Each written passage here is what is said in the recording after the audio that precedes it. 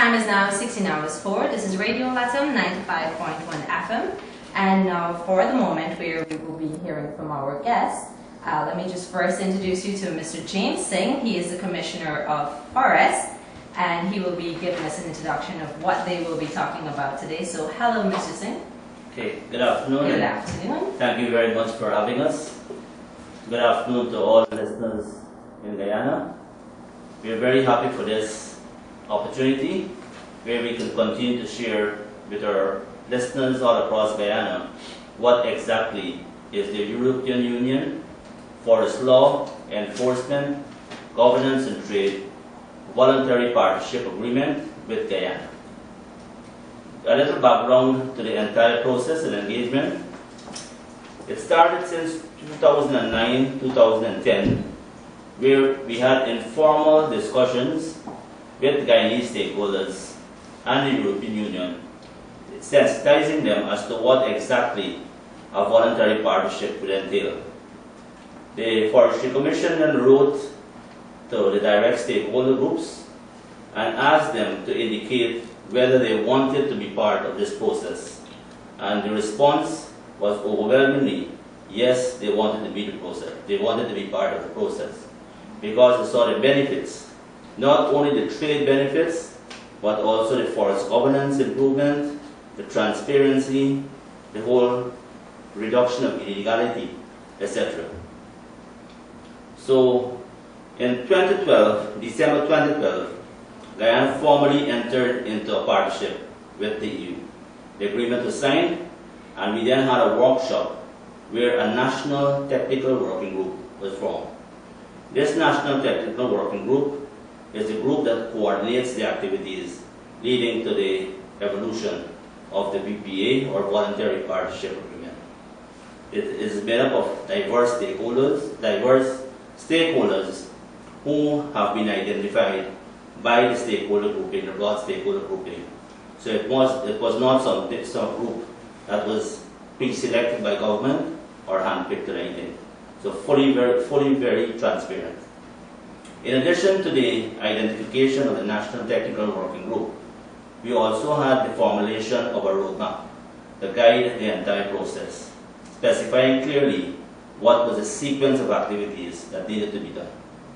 This roadmap has gone through several revisions, and I'm happy to report that hopefully by the end of this year, we will have a voluntary partnership agreement signed and later ratified.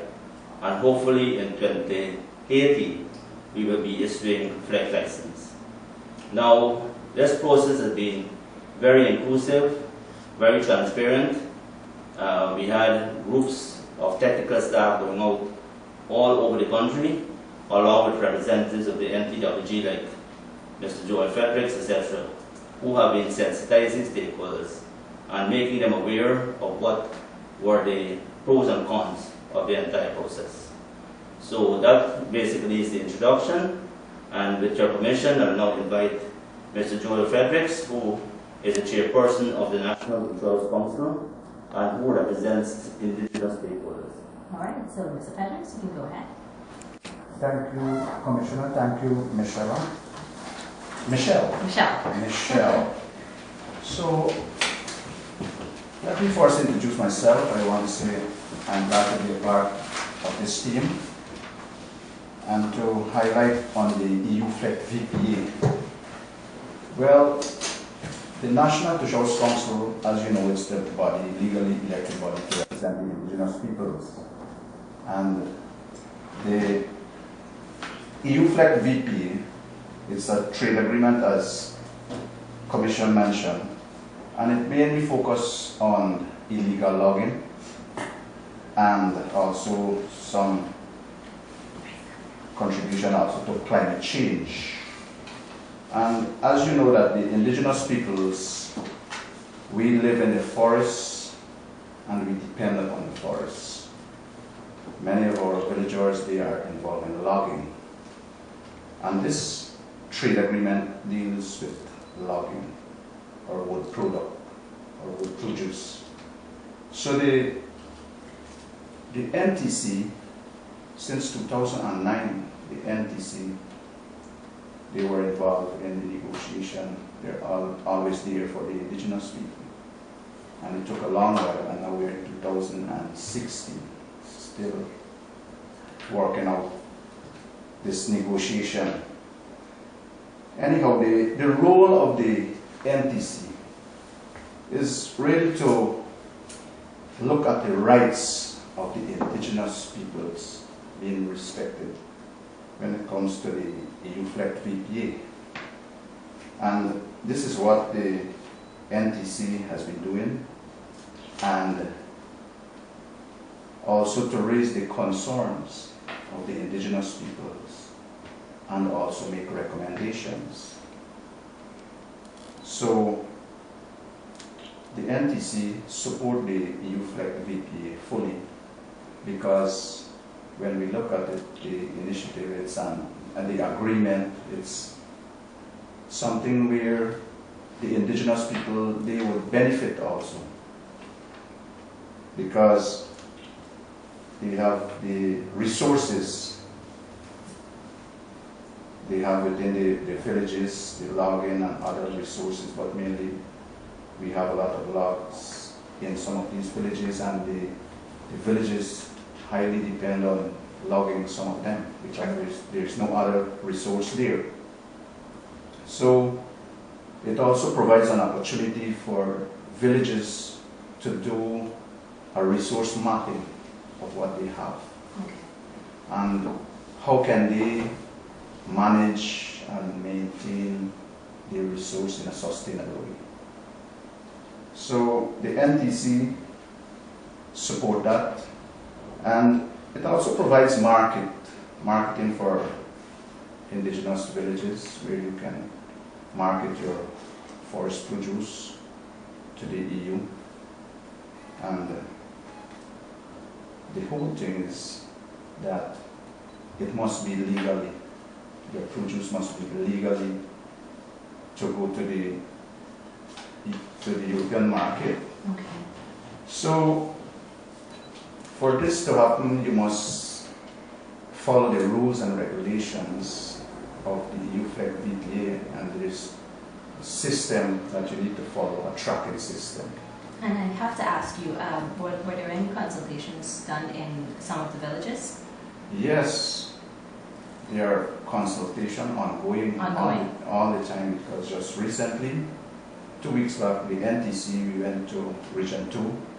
We visited 4 villages, that is Bethany, Mashabo, Kabakaburi, and St. Monica. Okay. And in the next 2 weeks, we'll be going out again into other villages to do consultation and awareness session. So I would like to say that the indigenous peoples will fully support the EU FLEGT VPA, because it's business we're getting into, and how can we do a straight business and showing the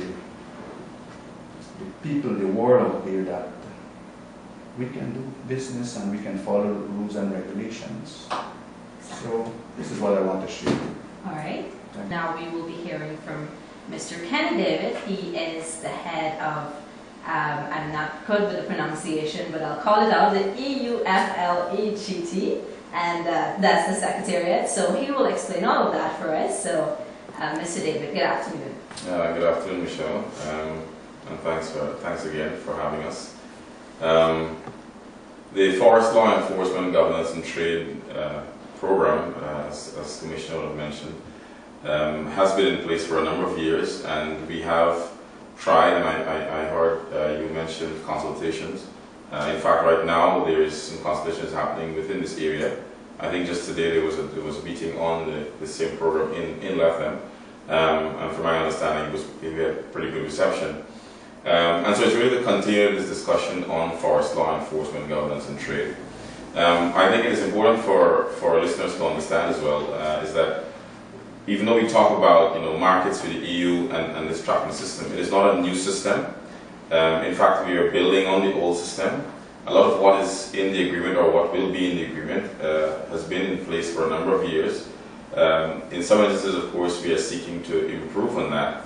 And in just today's discussion, we were talking about groups like the NIS for example, and the Ghana Revenue Authority being more involved as well, even under this EU FLEGT arrangement, because while FLEGT is about legality, one would agree that paying people the right wages and so forth, ensuring workers are protected, is also part of legality. And so it is more than just cutting timber. And so one of the good things about the FLEGT program is that it brings, it's not only about the Forestry Commission, even though it's talking about forest, but it is starting a very important discussion, we believe, in that it's bringing other agencies to a common table to talk about not just timber, but also the protection that comes with that timber being harvested and being harvested properly, so that people are protected as well, and they're getting their salaries in the event of accidents, which sometimes happen from time to time in these type of work. But there's also measures in place to protect those people. One of the things I wanted to maybe talk a little bit about is the field testing, and just this morning we were talking about the field testing of all of this. And really, like any test, as one would probably imagine, it is to see whether the system is working. And so even though we have been developing this voluntary partnership agreement for a number of years, we are looking at testing it to ensure that it works as we have laid it out on paper. And in fact, we expect within maybe a month or two that we will go around the country again with a team from maybe the EU as well, and just ensure that when we say we can track timber, that it is in fact in place, and it is not something that it is just on paper but doesn't work on the ground. So it's important for our listeners to understand that when it comes to the simple things they do, like cutting and tagging the stumps and filling out the permits, these things are very, very important, but it will be tested. We'll come and examine it and ensure it is working, and once it is proven to work, and we're hoping that it does, then it brings us a lot closer to the signing of this voluntary partnership agreement. Commissioner would have mentioned we say voluntary because we sort of entered into it voluntarily, but of course once we sign on, it becomes mandatory. You then have to do what you said you were going to do. So not to let for our listeners, I think to put them at ease is to understand, I think it's critical for them to understand that we are building on the system that has been there for a number of years. We are not introducing a whole lot of new things. Even though we talk about NIS and GRA, these things are already in law, and it's supposed to be done. And so what we're doing is more or less about enforcement. A lot of it may not have been happening, but again, I think it's a good thing. We think it's a good thing. FLEGT then says, let's enforce these things that have been on the books for a number of years. And similarly, tracking and tracing timber has been happening at the level of the Forestry Commission for a number of years. And so, we just want to continue that in a way to say to our international buyers of timber that we have a standard and we can maintain that standard. Great. Sounds like a good plan. All right, so we'll head over to Laura, and she will be giving her piece. So take the floor, Laura. And by the way, how are you? I'm fine. First time in Lethem? Yeah. No, absolutely not. Okay. We've been consultations here for the past 4 years. And, well, I've been with the team. So we can safely say you're a Rupinilian. Okay. I'm flattered to hear that, Michelle. Thank you. I'm Laura Singh from the Forest Products Development and Marketing Council, and a member of the National Technical Working Group. And my representative interest here is for, of course, all stakeholders, especially so who are exporters, and we do have a great interest with respect to the beginning of what we call the chain of custody, from the point of harvest to the point of export, because we're looking at an export market, and obviously standards do come in. So, and the standard begins from the time the tree is cut, and we get the log, because that quality there will certainly tell us, what is the value of the end product. I want to touch a little bit on how the VPA will boost trade with the EU. We currently have a small market with the European Union, and what we're looking for is basically ease of trade between the European Union and Guyana. Currently, persons who are trading with the European Union, they have to go through a due diligence under what we call the EUTR. and it's very burdensome and expensive. So right away, as soon as we get that FLEGT license, what it will do for us is certainly cut down on the cost that exporters have to bear with respect to trade. So that is one huge trade boost with that FLEGT license through the VPA. I also wanted to touch on benefits, because everybody would hear about an initiative, a trade initiative between Guyana and the EU called Guyana EU FLEGT VPA. And of course, the first thing our stakeholders always ask, what is in it for us? As a people, as an industry, within the industry, as a country on the whole. And there are many benefits, a few of which I will share with the audience out there listening. So, the first one is that it certainly widens the market access that Guyana has to the European Union, as well as to the global market.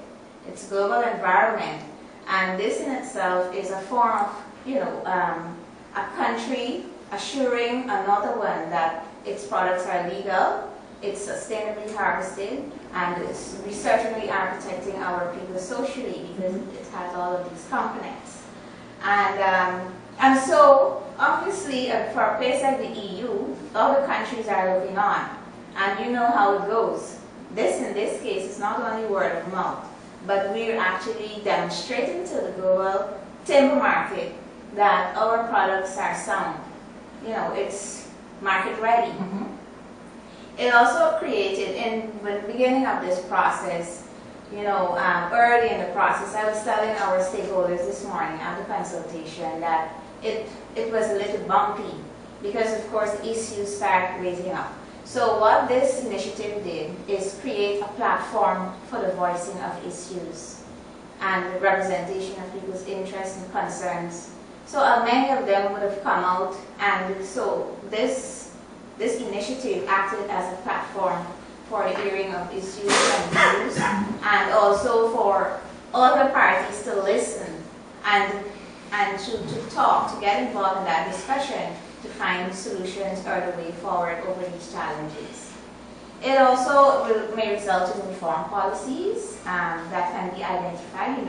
So many times they're outdated. So in terms of some payments, or it's not working anymore. Those were the framework established years ago to now. It's a different time. It's a different environment.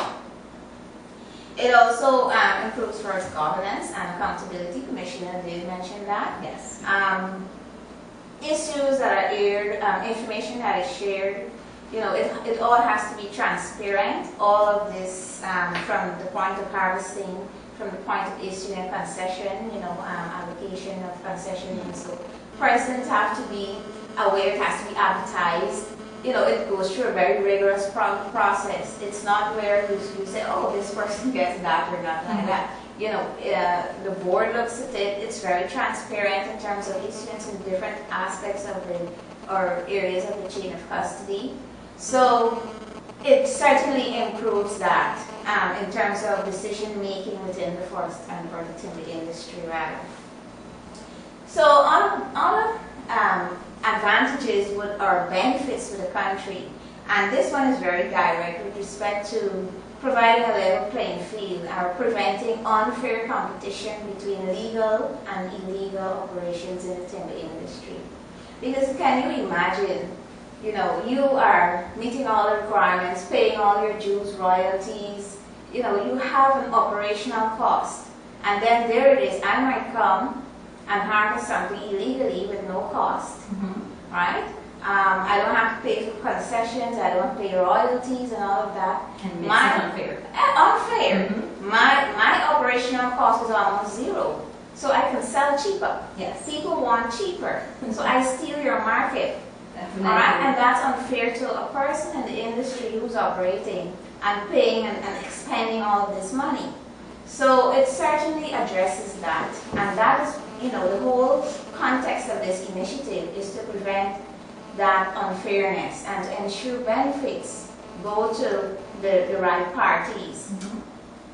So, and it also does a lot with respect to lowering the rate of deforestation and forest degradation, because of course that environmental aspect has to be complied with. And I know that's one of the things that people will be mostly concerned about. Well, people are concerned about it. Forestry rests on three pillars. That's the social component, the economic component, and the ecological component. And all of them have, you know, a lot of equal interests in terms of compliance and so on. So, but finally, I would just like to say that the image of the country is certainly improved a lot with this initiative. You know, as I said in the beginning of the benefits, of the sharing of benefits, you know, the image of the country will certainly be improved upon, because people will now look and see, oh, legal timber, sustainable timber, you can go to Guyana, and hardwood timber, you can get that. All right, so just a quick question, out of curiosity, of course. What penalties would be attached to persons who are operating illegally? Well, it depends on the, you know, the area where that is not being complied. But there's something in place. But there is, yes, there are a lot of penalties that can be awarded for different infractions that may occur. All right, because that should go as a warning Yes. for persons who are operating illegally. Absolutely. All right, well, thank you so much. To wrap up things, here is Mr. Singh. Thank you, Michelle. And you heard in great detail from Kenny and Laura, as well. So I'm just going to make a few comments on some of the points that they made. We spoke a lot about consultations. There has been extensive consultations. But I think more importantly, along with the consultations, we have provided a feedback mechanism where persons can go on the website, see the comment that they made, and see whether it was taken on board. If it was not taken on board, there are reasons as to why it could not be taken on board. So I think that part lends to greater transparency. Right? Secondly, the field testing Kenny spoke about, and Laura spoke about some of the other things. I just want to inform listeners that there are draft annexes on the website and also at the forest station in Lethem, which is just behind Savannah Hill. A person can go there and get copies of the annexes, review them, and you have until February the 17th to send in comments either to the forest station or to GFC directly. Okay? One of these annexes is very important. It speaks to support measures, because when we do the field testing, there may be gaps identified. And these support measures will basically help to address the gaps and prepare us for the implementation phase. So all in all, I think we are hopefully coming to the end of the process. We've had about 5 to 6 years of extensive consultations, discussions. We've had negotiations with the EU, video conferences, technical meetings. So it has been a long, drawn-out, arduous process, but one in which I think the stakeholders have become more aware. It has led to greater transparency in the forestry sector, and we may very well see some reform of some of the guidelines and even some legislation being tweaked here and there. Finally, I want to alert persons in Lethem and the surrounding areas that 2 very important documents will be up for review. And I'm speaking here of the National Forest Policy Statement and the National Forest Plan. These documents were finalized in 2011, but we think that there have been so many advances in forest and the forest sector, both locally and internationally, that it is time to review them. So very shortly, I think around March, you will have a group of consultants coming to Lethem and various parts of the country, and they'll be meeting with stakeholders. So please meet in your small groups and identify which are the areas you think need some revision, need some updating, and have those ready to present to the group. I want to, on behalf of the Forestry Commission and the National Technical Working Group, thank you very much. Also thank the listeners for tuning in for this program, which we think is very important to you. Mr. Joel Frederick spoke about the indigenous communities and forests being very, very dear to them. And obviously, we want the forestry sector to develop in Guyana. It's a trade-related agreement, and therefore we must work together in this. All right. So So thank just you very before much. you go, those documents that are up for revision, those are available at the forest station also? We can make them available, and they are on the website as well.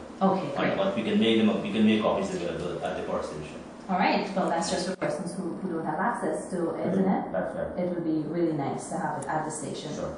All right. So, well, thank you very much for coming also. Thank you. And like I mentioned before, if there's any more information that you need to get to the public, then Radio Lethem is always available for that. We will actually like to make this at least maybe every 2 months to come in here, but in the interim, to send documentation to you so that we can keep our listeners tuned into. All right, great.